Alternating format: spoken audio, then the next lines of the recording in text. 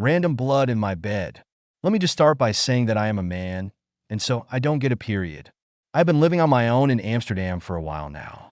It's a nice little room in the attic. It's old, nice, and feels very cozy.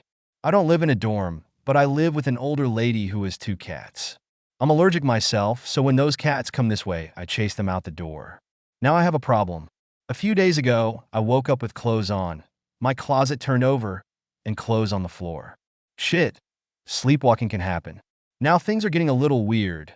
On the entire left side of my double bed, from head to toe, there is a long trail of blood, as if something bloody has been running over it.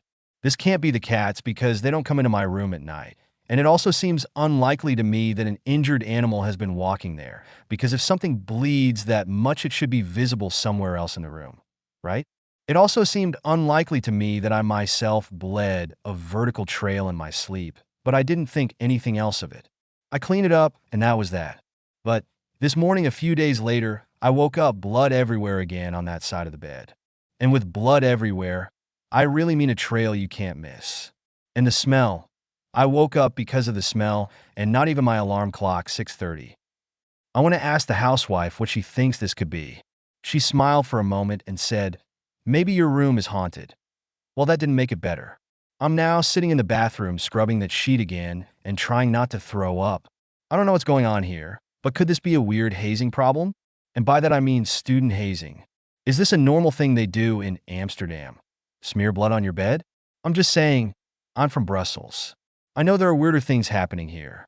I don't get it at all, especially because I've scanned my whole body and there are no wounds anywhere. Has anyone experienced something similar? Is my room genuinely possessed? Sorry if this is a stupid question, but I'm kind of done with it. Update. For the past few days, I've been staying at my friend's house. See if it's mysteriously bleeding there too. I ordered a camera and nothing happened. Until yesterday morning, I went back home, went to the doctor on the way because I suffer from hay fever, and once home just checked the cats for being in heat. Turns out they're both male, unfortunately.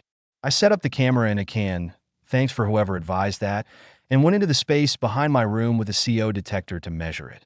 The second I got in there, I smelled a very familiar smell, exactly the smell that vaguely smelled like blood. Now that I know what it is, I would associate it more with meat, but the smell of blood came very close. Anyway, grabbed the CO detector, shirt in front of my nose, and put that thing to work. Nothing wrong. Anyway, called my friend because the smell was very specific. She was there within an hour, and she too thought it smelled very strangely of blood. It's a large attic, which smells of blood and rotted flesh, and there are things everywhere in the dark. Of course, my imagination ran wild. My girlfriend also started to get the jitters, and after an hour of pondering, we decided to call the police. Well, they showed up on my doorstep after 4 hours, and together we went upstairs. The police also smelled the odor, and it was so convincing that some other special agents were called in before they went up into the attic. Very long story short, after a long wait and search, they didn't find a body, but they did find mold. All over the wall against my room, under the baseboards and the roof, black mold everywhere. Immediately relieved that my landlord wasn't a murderer, but black mold isn't a fun joke either. In the meantime, I've moved all my stuff and am temporarily living with my girlfriend until the problem is solved. Even then, I don't know if I'll go back because the landlord wasn't very happy that I kind of suspected her of murder. But that's another story. It's funny because, as the doctor said when I came in with my hay fever, it's remarkable that you're suffering from it now. He was right. The itchy eyes, the nosebleed in my sleep.